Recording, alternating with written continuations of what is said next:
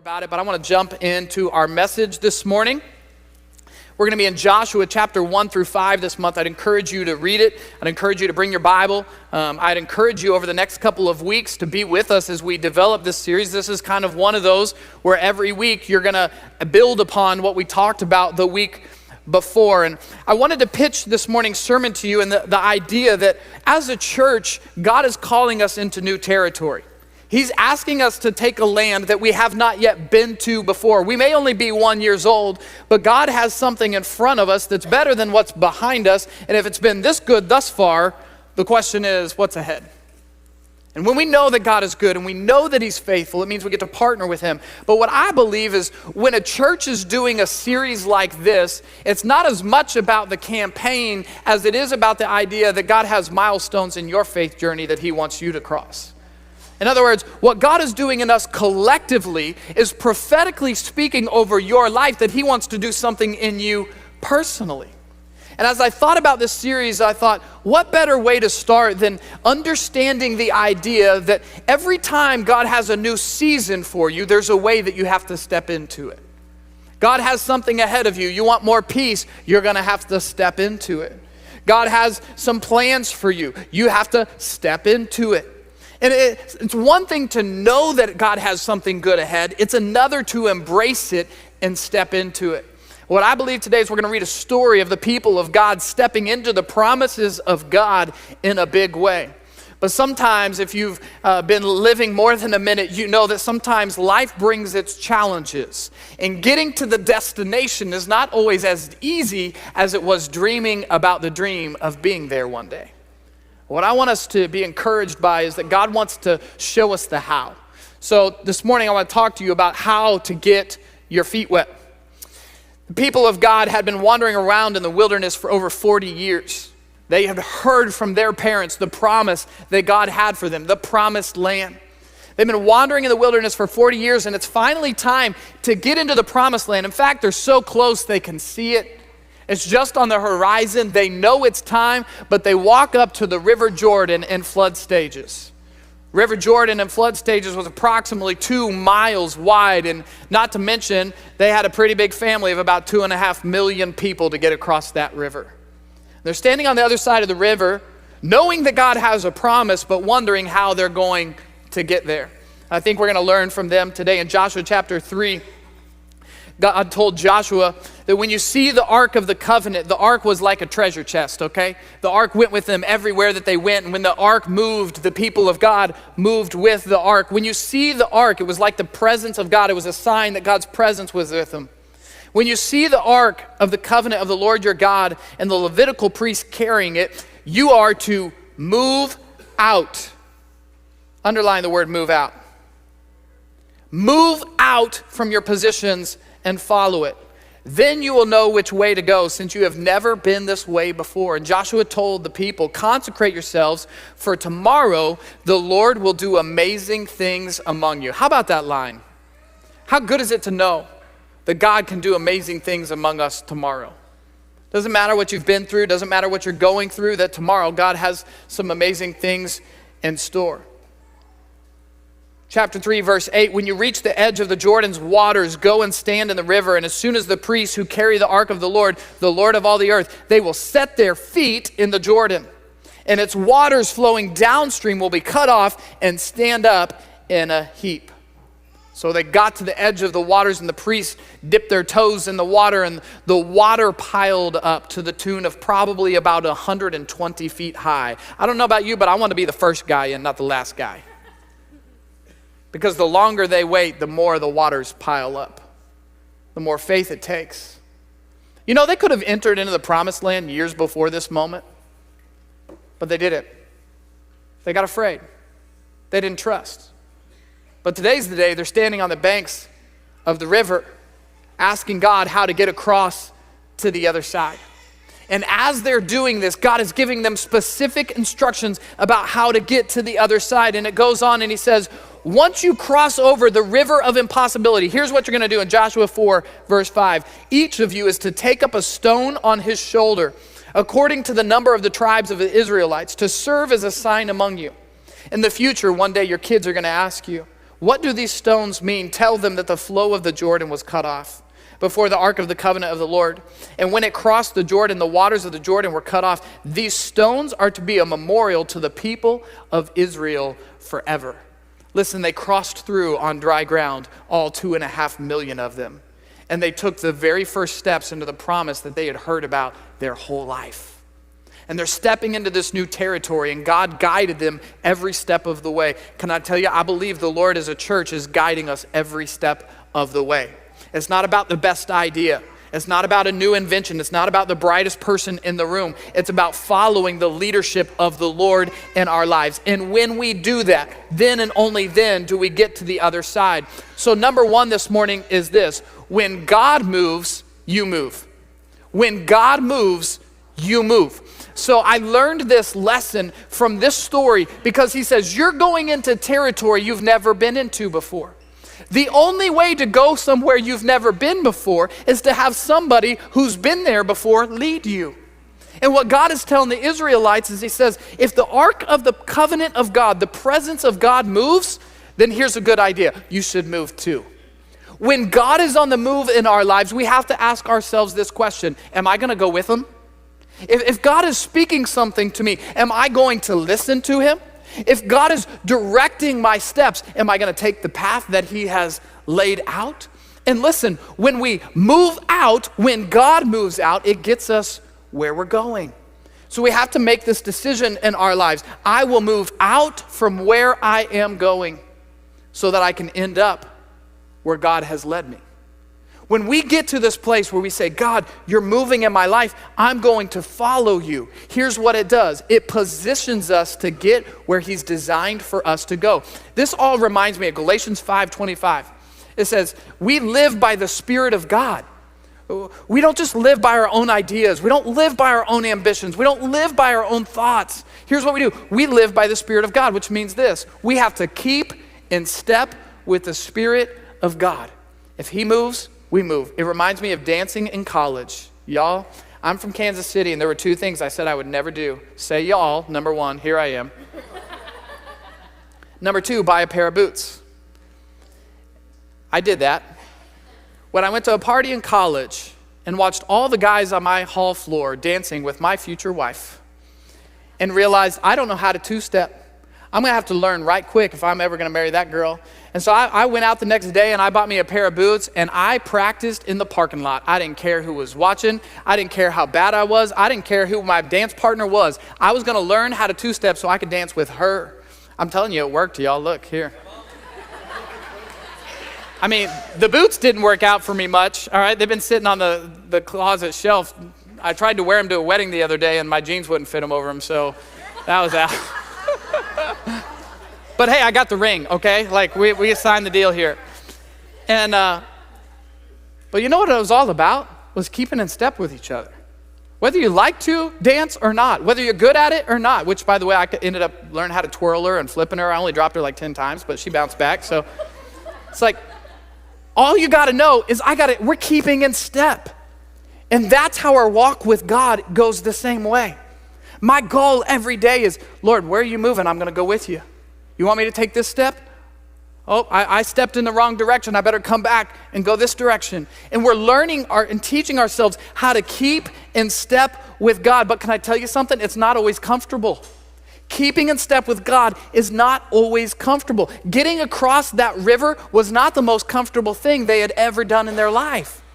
And what we learn about following God is that contrary to popular belief in American culture is that not everything in life has to be easy and not everything in life needs to be comfortable. In fact, some of the most uncomfortable things create some of the best opportunities. Some of the most uncomfortable things position us to be closer to God, to trust in God, and follow him. Can I tell you, planting a church was not comfortable. Planting a church was not comfortable. It cost everything that we have. Like planting it, we moved from our home. We left our friends. We left the staff we were on. They had more resources. They had more staff members. They had more. But listen, when God calls you to step somewhere, the best and only option is to step there. And what we found in time is that God can do more than we thought possible. They walked up to the river and they're looking at a river of impossibility. How in the world are we ever going to make it over there? And the Lord says, if you get up and move out, when I get up and move out, watch what I'll do. And the waters heaped up and they crossed over on dry land. Here's the question for you this morning. This isn't about a capital campaign. This is about your life. When God is on the move, are you willing to join him? When God is doing something, you know those moments in your life where you're like, I know God is asking me to let go of this. I know God is calling me to step out and try this. I know God is asking me to leave these old patterns behind for some new ones. I know God is asking me to go to a church for the first time. And what are you doing? You're stepping out into the uncomfortable that you might find yourself comfortable in the presence of God. And one day you look up and you say, I have no idea how I got here except the hand of God, because everything that was in front of me looked impossible. But from the other side of the river looks different. From the other side of the river, my problems and my perspective on my problems, they shift and they change. So the question is, when God is moving, are you willing to move with him? I am convinced of this. We are starting this campaign not because we care about buying property and buildings and building buildings. I'm telling you, we're doing this because when God is moving, we have no choice. We move with him. Listen, well, was this going to be the only building we ever build? Probably not. When people come and people are here and God is on the move, we just say, God, you're moving. Whatever you're doing, we're going to partner with you in that. Why? Because that's the only way we have to go across the river. Number 2, you have to be willing to get your feet wet. If you're stepping into a new season, if you're trying to jump into new territory that you've never been to spiritually, I'm not talking about land, all right? I'm not talking about go out in the pond at Magnolia High School right here and put your feet in the water. I thought about like getting a bucket up here and splashing in it this morning, but then I thought that would be a little dramatic of an illustration. So instead I put buckets on the door on the way out. You can ruin your shoes, okay? So y'all just, I'm just kidding. Don't turn around. It's all good. No, listen, it's the idea. I want you to get this concept. He told the priest, go put your feet in the river Jordan. Go stand in the river Jordan. Why? Because that's kind of crazy. That's going to take some faith. Now, I want to be clear here. God did not say go cannonball into the river Jordan. God had no intention of them swimming and drowning in the river Jordan. Sometimes in my life, I feel like God's moving. I'm like, all right, I'm all in. And I'll go cannonball into the deep end. I'm swimming around wondering who's going to pull me out. And the Lord said, I never told you to go swimming. I told you to put your feet in it. So sometimes there's some of us, we're just built and we're like, I'm all in, I'm going. And we go farther than the Lord ever asked us to go. There are other times, not me, but the ladies in the room get up to the river and say, I just got my toes done. I'm not putting my feet in Lake Conroe worth nothing. Have you seen that water? It's dirty water. Like, sometimes we get up to the river and we say, I don't know. And we can hold back in fear, not knowing that the only way that river was going to stop up and heap up was when they put their feet in the water. God was never going to stop the flow of the water until they took a step into it. He had no intention of doing it without them. Listen, God could part the sea and the water whenever he wanted to, however he wanted to. But you know what he did? He chose to wait until they were willing to activate their faith and put their feet in it. Why? Because when your faith meets the power of God, that's when miraculous things happen. When your faith to come and start the launch team, who came and started a new church, was met with the power of God, this is what we're looking at a year later. But it takes activating your faith for the power of God to show up in a way you haven't seen before. It requires you to be willing to get your feet wet. Matthew 19, verse 26, God says, with man this is impossible, but with God all things are possible. The only way you're going to put your feet in the water of impossibility is if you understand that on the other side of the river is a promise that God is not going to let go of, and he's going to make it possible. So maybe for you today, there is an area of your life where God has been asking you to step out with greater faith.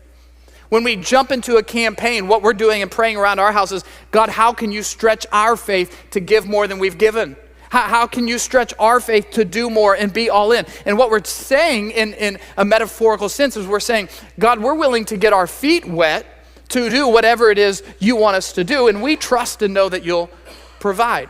I remember this very clearly for us. I remember the first time the Lord asked us to give an amount that was way beyond what we felt personally comfortable with. It was an amount that we felt like there was no way we could ever do that on our own.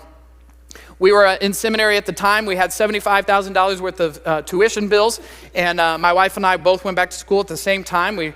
By the way, when you go to seminary, it's not like you're getting a degree that's one day going to pay you more money. You go to seminary because you're like, I want to know more about God, and I'm going to teach people about God for the rest of my life. This is a good investment. We were believing God for that to be paid for in cash. And at the same time, I was working in the inner city of Dallas in an at-risk ministry, feeding kids and running after-school programs and doing summer camps about Jesus for at-risk kids. And we're doing this, and we're just knowing that God is up to something, and we just want to partner with him. We had set aside amount of money that we hadn't touched in about 2 or 3 years, and it was in our account, and we knew this was for our house one day when we would move out from where we were. We had $25,000 in the account, and I'll never forget the day my wife said, God's telling us to give this away. And I said, I don't know if that was Jesus or your pizza. And I remember her coming to me, and my first thought was this: what about our house? And I told the Lord, because getting your feet wet, guys, is uncomfortable. I remember telling the Lord, what about our house? And I heard the Lord just clearly imprint on my heart, no audible voice, just I sensed the Lord. He said, if you'll take care of my house, I'll take care of yours. And I remember writing that check, and can I tell you something? That was one of the greatest days of my life. Never regretted it one time. In a season where we didn't have an abundance, there was no greater joy than being generous. Can I tell you what it opened the door to? Very shortly after that, we got an opportunity. And this opportunity was to have rent-free for the next 18 months. Anybody want to sign that lease? You bet. And for the next 18 months, we didn't pay a single water bill. We didn't pay a single electric bill. We didn't pay a single rent bill for 18 months. We lived house-free. Why? Because the Lord said, if you take care of my home, I'll take care of your home. But sometimes you have to step out into the water before you know what the other side looks like. Sometimes that river that's in front of you, you're staring at it for far too long, and the current gets strong, and you say, there is no way I could ever do something like that. And you're like, well, what about the money? Well, what about the money? When we moved to Conroe, sat down with our realtor, and he said, hey, you guys are prime candidates for this. I've heard your story. I know what you've been doing. I know how you've been serving the Lord in South Dallas. He goes, there's a grant, and I just need your signature. I'm going to go get you some money to close on your house. I said, that sounds like the best realtor I've ever met in my whole life. And he came back with a $15,000 grant to go towards the down payment of our house. I don't know about you, but do the math. 18 months of rent and $15,000 grant, that's far more than the $25,000 we ever gave away. But can I tell you something? We would have never seen the other side if we were not willing to trust and step out in faith and say, God, we'll do whatever it is you tell us to do. Getting your feet wet, here's what it does. The speed of your faith determines how you get to the other side. And when you ramp up your faith and you say, God, I'm just going to get my feet wet. I don't know all the details, and I don't know how it's going to work out. God, I don't know how you're going to bring peace into my marriage. God, I don't know how you're going to turn my kids' life around. God, I don't know how you're going to help our business grow and be viable and strong and help support our family. God, I don't really know how I'm going to overcome the sins that I've been through before, but I will tell you this. I'm going to put my feet in the water, and I'm going to trust you for the results. And when we do, then and only then are we able to see God move. So my question today for you is this. It's not just about a campaign, it's about your life. Where is God asking you to get your feet wet? And I know I'm using a very spiritual term, but all I'm saying is, where are you willing to stretch your faith beyond where you are so that you can get where he wants you to be? Maybe that's for your marriage. Maybe that's for finances. Maybe that's for something for your kids. But your activating of your faith is what's going to get you where God wants you to be. And the last one this morning is this. You're going to want to pick up a rock along the way. You're going to want to pick up a stone. What does that mean? Well, the priest told him, hey, I need one person from each tribe to go back to the middle of the river. Now remind you, 120 feet piled up there. I want you to bend down and get as low as you can possibly get and pick up a stone. And here's what he tells them. I want you to carry that stone, and I want you to go to the side of the promised land that I told you you would go to. I want you to take that stone, and I want you to plant it on the ground. I want you to take those stones and I want you to pile them up. Why? Because one day your kids are going to ask you why these rocks are here. It's not just a pile of rocks. Listen, one day your kids are going to ask you about the day you stepped your feet in the water. And they're going to want to know, why did you do that? They're going to want to know, well, what did God do in the midst of your river? What did God do? You know the day, you remember your story, the day when the river current got so deep you didn't think you were going to get out? And God brought you through it? Your kids need to know about that. Listen, sometimes parents ask me like, well, my teenagers can't know about my past. If they knew about my past, they think they could do whatever they want. No, listen, sometimes your kids need to know that where you were is not where you are. And that God is the one who brought you through it. If you're keenly aware of your salvation, it means you wake up and you realize my life is blessed because God has been helping me. And he pulled me through a lot of rivers I could have never pulled myself through. And when you do that, what you're doing is you're taking a stone and you're putting it on the ground and said, my God has been good to me all along. There were days I didn't think I was going to get through, but I did. There were days when the river was so big and I decided long ago, son, daughter, I decided long ago that no matter what I do, I'm going to put my feet in the water and I'm just going to trust God. When I'm facing bills I don't know how to face, when I'm facing relational challenges I don't know how to face, when God is calling me to move somewhere I don't feel comfortable moving or say something to someone I don't really know the words to say, but I know he's asking me to do it, I'm just going to put my feet in the water. And that stone is a reminder that he brought you through it. And you have to understand the importance of this because these stones aren't just a reminder of the past. Here's what I think. I think a memorial stone says as much about your future as it does about your past. You ever walked through a cemetery and you've seen some tombstones and those tombstones have etched in there of something about spending eternity in heaven? You know, it's one thing. If these people would have made it through to the promised land, the next battle they had to face was Jericho. Just because they got in the promised land didn't mean everything looked good. And they step into Jericho, and if the next chapter would have been Jericho wiped them out, they all died, then the word of the Lord would have fallen short here. Because he said one day your kids are going to ask you. He didn't say one day the kids are going to ask the rocks. He said one day your kids are going to ask you, what happened here? And if Jericho would have wiped them out in the next chapter, it wouldn't have just been memorial stones, it would have been their tombstone. But you want to know the difference? It wasn't. Why? Because they go into the next battle and they take the first city that God ever promised them. And not only did they take the first city, they didn't even have to fight with their swords to do it. They walked around the city, they marched around the city, and the city all fell apart and they claimed their territory. Why? Because the same God that got them through the river is the same God who's going to deal with them and help them in their future. Listen, it wasn't a memorial stone, it was a mile marker. A mile marker that says, hey, that was the first leg of the journey. We used to be on that side of the river, but now we're on this side looking forward. You see, when you put a memorial stone in, you're saying, God has been with me in my past, but if he was with me in my past, he can be with me today. If he's with me today, he can be with me in the future. How can we do something like this as a church? Because we believe the future that God has ahead of us is better than anything, no matter how good or bad or hard it was in the past. We believe it's always going to be better.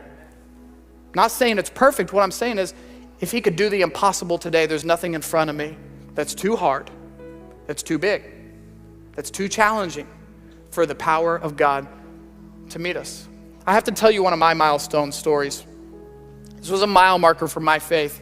My dad has a very big servant heart. My mom and my dad have served in their church community for years. They're incredibly, probably some of the most generous people I know. And I'll never forget when I was in high school, our city came in and they did eminent domain over a piece of property in the middle of the city so that they could turn it over into businesses and have a greater, it was just a prime location, prime real estate in the land. And part of that eminent domain process, there were 4 ministries within this land that were all going to lose their home.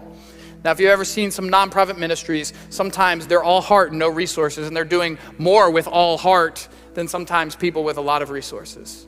They were giving everything that they possibly could give and doing everything they could. So this was devastating news. And I remember my dad and a group of guys got together and they said, we have an idea.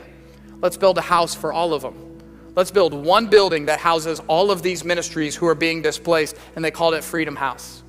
And they got together with these men. It was going to be a several $million project. And they got together and they began to pray about God providing the resources to help do this. And my dad came to Texas with a guy, and he heard a pastor speak on generosity. And he said he was just downloading this idea of how can I be more generous with my life? And as he was hearing God speak about generosity, he walked out into the parking lot and he got a phone call from somebody back home that said, hey, I've heard about the project of Freedom House and I'd like to give $500,000 towards it. Standing in the parking lot, wondering how in the world they were going to cross over the river. And just like that, the Lord can provide. A couple weeks after that, they got a call, I'd like to give $250,000 to help this project happen.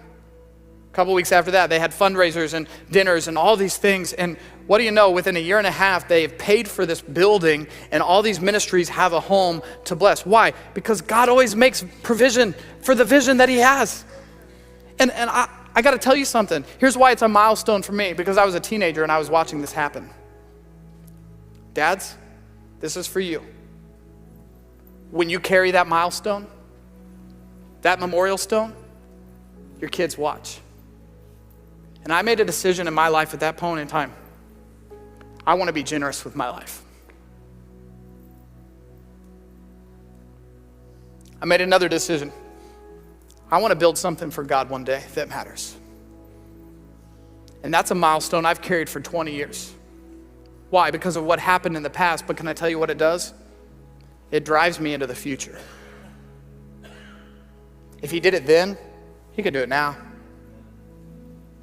If he did it with my dad, he can do it with me. It's not just a memorial stone to look back and say, oh, that was nice. It's a mile marker to say, if God got us over the river, there must be a reason we're standing here today. When I look at the life of our church and I think, this doesn't happen. I have church planter friends all over the country. Can I tell you what's happening right here doesn't happen very often. It's a mile marker though.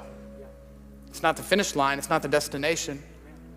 It's because we have to start asking ourselves this question right now, all of us. God, what are you doing in our midst, and why are you doing it? When I drove into Magnolia and I saw the buildings going up and the homes being built, I thought, if there are that many homes coming to Magnolia, I don't really care about the lumber and the wood and how nice the house looks. I care about the people who are on the inside of them. And if God is building all these homes and he's building all these buildings, what else is he building beneath the surface that nobody can even see yet? And when we start thinking like that, can I tell you, that water will heap up on the other side of us. And we'll get to the other side and we'll say, when God moved, we moved. We'll say we put our feet in the water when it mattered the most. And we'll teach our kids in the coming generation. I got to tell you one testimony story. I'm supposed to tell it at the vision dinner, but I can't help it. I got to tell you now. Had a teacher come in this week. They're a teacher at Magnolia High School. They go to church here. A teenager asked him, what are you doing tonight? And it happened to be Wednesday, so he was coming to Ark Youth. So he, by golly, said, I'm going to Ark Youth tonight. And she said, oh, all my friends go there. I would love to go, but my dad's an atheist. He won't let me go. And he said, I went home and I put her on my prayer wall, and I'm going to pray with her, and one day she's going to be at Ark Youth. He said, I have 2 other students in my class. Y'all, this is 100 feet away. I have 2 students in my class this year, in the first 4 months of the school year, have tried to commit suicide. 2 students in my class. He said, I'm putting them on my prayer wall. I'm putting them on my prayer wall. One day they're going to be at Ark Youth. Listen, what's he doing? He's being the church.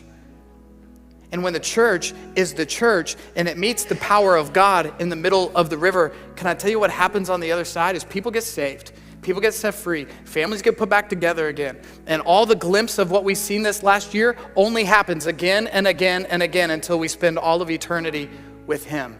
And that's the kind of thing that we have to get our faith wet with. Would you bow your heads and close your eyes this morning? I believe God.